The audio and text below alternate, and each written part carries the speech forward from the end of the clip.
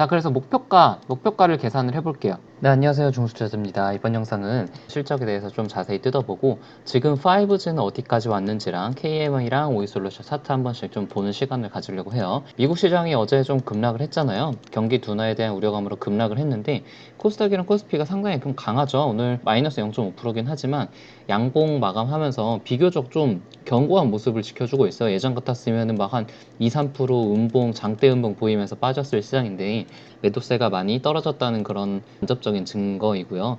그렇다고 그래가지고 뭐 바로 오를 것 같지는 않고 약간의 지금 제가 그 계속 말씀드린 거 있잖아요. 그 샛별형 캔들이 계속 나오고 있죠. 지수에서.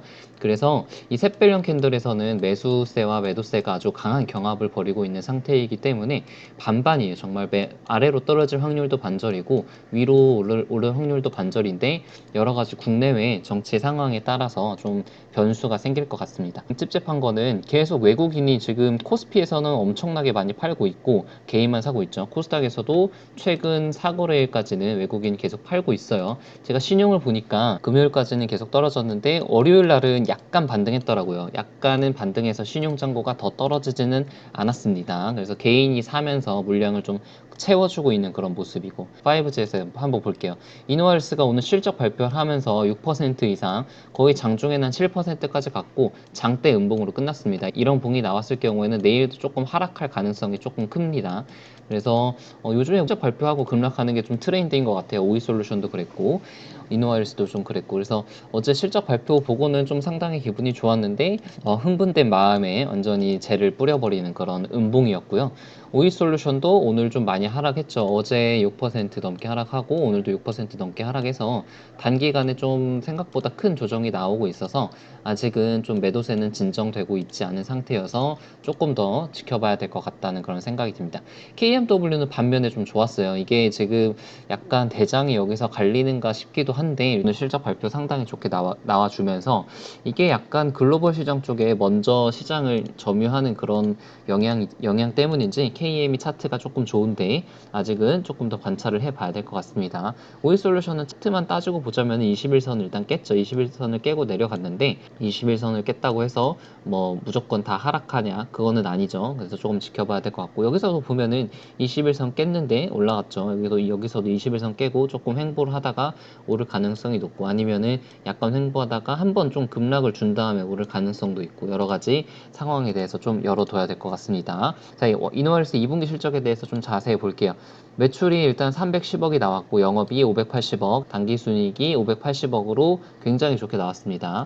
차트 실적만 보면은 이게 작년 대비해서는 매출 100% 상승했는데 매출 원가라든가 판관비는 거의 증가하지 않으면서 영업이익이 대폭 상승했어요. 이게 어느 정도 상승을 한 거냐면은 컨센을 비교를 해볼게요. 이게 네이버에 나온 2분기 컨센이었는데 215억에 비해서 매출이 100억 많이 나왔고요.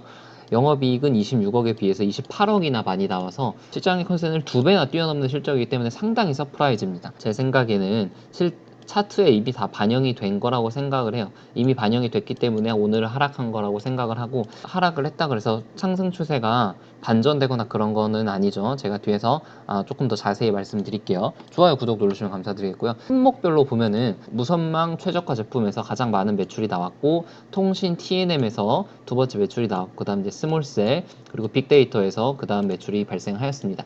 1분기랑 좀 비교를 해볼게요. 김동훈님께서 저한테 메일을 좀 보내주셨는데 레포트에서 좀 잘 정리된 게 있어서 같이 좀 공유를 해보려고 해요. 감사의 말씀을 좀 드리고요. 김동훈님께. 무선망 최적화 제품군이 여기가 이제 1분기 실적이고 여기가 2분기 실적인데요. 1분기보다 2배 넘게 증가했죠. 빅데이터는 오히려 반절로 줄어들었고 통신 TNM 같은 경우도 10배 가까이 증가했네요. 10배 가까이 증가했고 스몰셀 같은 경우는 좀 줄어들었고 그래서 전반적으로 보자면은 무선망 최적화랑 통신 TNM 쪽에서 매출이 많이 증가한 것을 확인할 수가 있습니다. 무선망 최적화란 거는 무선망에서 전파 불량 지역에서 음영 지역을 찾아내 가지고 품질 서비스를 측정을 하는 거고 통신 TNM 같은 경우는 기지국의 효율적인 관리를 위해 가지고 유지 보수를 위해 사용하는 거죠. 기지국이 많이 깔릴 때 이 두 개의 제품군들의 매출이 상승하는 그런 특성을 가지고 있습니다. 지금 기지국이 많이 깔리고 있는 시기잖아요. 무선망 최적화가 계속 증가할 수밖에 없는 이유가 있어요. 여기 있는 주소 링크를 타고 들어가면은 실제 SKT의 5G 커버리지를 확인할 수가 있는데 이게 어제 날짜의 커버리지거든요. 보시면은 지금 이런 공간들이 다 음영 지역이잖아요. 여기에 이제 기지국들이 다 깔려야 여기서 완전히 빨간색으로 뒤덮일 수가 있단 말이에요. LTE 같은 경우는 여기가 완전히 다 빨간색이거든. 전부 다 빨간색이어가지고 그거에 비해서 지금 5G는 아직 택도 없다 라고 보시면 되겠고, 여기서 계속 기지국이 깔리면서 무선망 최적화군이라 TNA 그런 제품군들이 많이 팔릴 수밖에 없는 그런 구조입니다. 그래서 아직도 한참 남았다고 생각이 되고, 통신 TNA도 계속 증가할 수밖에 없는 이유가 일단 LTE 기지국 수가 몇 대냐면은 83만 대예요. 83만 대인데 제가 그때 말씀드린 바로는 8월 기준으로 한 15에서 20만 대 정도가 깔렸으니까 4G에 대비해서 5G는 한 두세 배 더 많이 깔린다고 하잖아요. 그래서 100만 대 정도 깔려야 되나? 그 이상 깔려야 되나? 정확하게 5G 목표 기지국 수에 대해서는 정확하게 모르겠어요. 좀 이 분야에 대해서 전문가 있으시면은 한번 좀 말씀해 주시면 좋겠는데 댓글에 남겨주시면 좀 감사드리겠습니다. 아무튼 좀 분명한 거는 최소 내년까지는 기지국이 계속 깔릴 예정이고 관련 종목들은 계속 수혜를 받을 수밖에 없다라고 생각이 듭니다.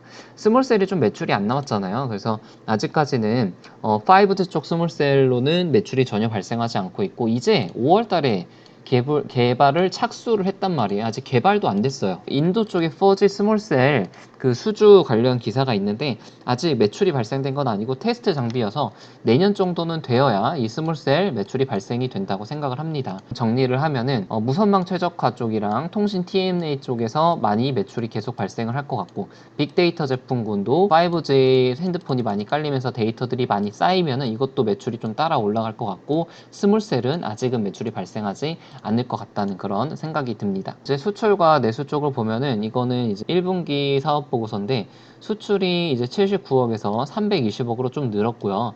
내수도 많이 늘었죠. 그래서 수출이 좀 늘었는데 이게 지금 해외 쪽 수출에 실제로 많이 한 건지 아니면은 해외 쪽 공장에서 가져온 물건이 수출 쪽에 잡힌 건지는 정확하게 모르겠지만 아무튼 전반적으로 매출은 좀 증가했죠.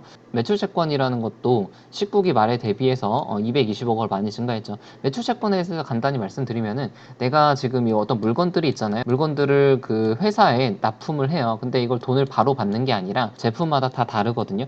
그래서 나중에 돈으로 주겠다 한 것들이 이제 매출 채권인데 앞으로 받을 돈들이 좀 많이 있다는 것을 알 수가 있고, 영업활동 현금 흐름, 이거는 이제 실제로 영업을 해가지고 현금이 얼마나 들어왔는지를 나타낸 건데 굉장히 많이 증가를 했죠. 그 이노아리스가 레포트가 거의 없어요. 케이프 증권에서 가끔씩 레포트를 내더라고요. 예전에 내 레포트에서 4만원대인데 이번에 목표가를 무려 25% 5만원이나 올렸습니다. 지금 주가가 3만원이니까 무려 거의 한 2배 가까이 되는 것 같아요. 상승 여력이. 그래서 지금 매출 이유는 이제 주력 장비 매출 본격화가 되고 5G향 매출 비중이 상반기에 49%까지 확대가 되기 때문에 매출을 올렸다고 얘기를 하고 저도 여기에 대해서는 충분히 동의를 합니다. 자, 그래서 목표가를 계산을 해볼게요. 일단 1분기랑 2분기는 이제 컨펌이 됐어요. 그래서 3분기랑 4분기를 그냥 굉장히 보수적으로 비슷하게 똑같이 나온다고 칠게요. 300억 그리고 영업이익 순이익 똑같이 나온다고 치면은 2019년 매출액이 1147억이고 영업이익이 한 195억 정도 나온단 말이에요. 영업이익률이 한 18% 정도 되기 때문에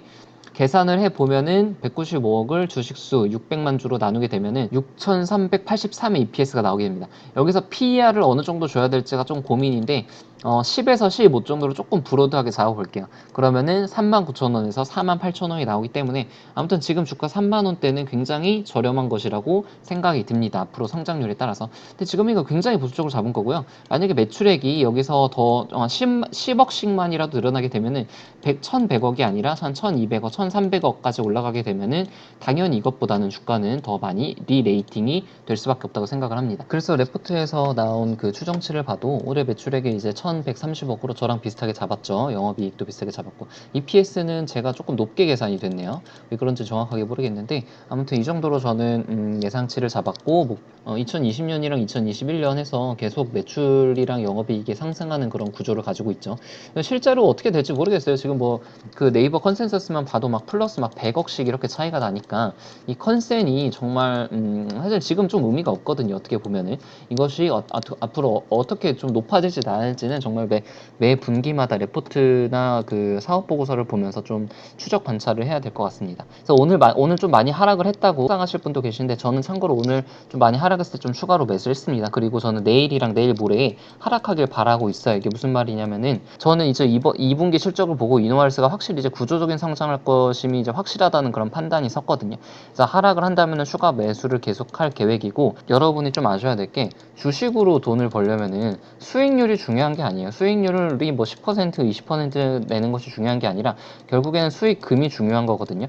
10%를 내더라도 1,000만 원의 10%랑 이 10억의 10%는 다르기 때문에, 하락을 할수록 계속 비중을 늘려서 큰 수익을 내려고 그렇게 노력을 할 것입니다. 본인의 결정에 따라서 잘 따라오시면 좋겠습니다. 모두들 계획을 세우시길 바라겠고요. 네, 여기 이상으로 영상을 좀 마치도록 하겠습니다.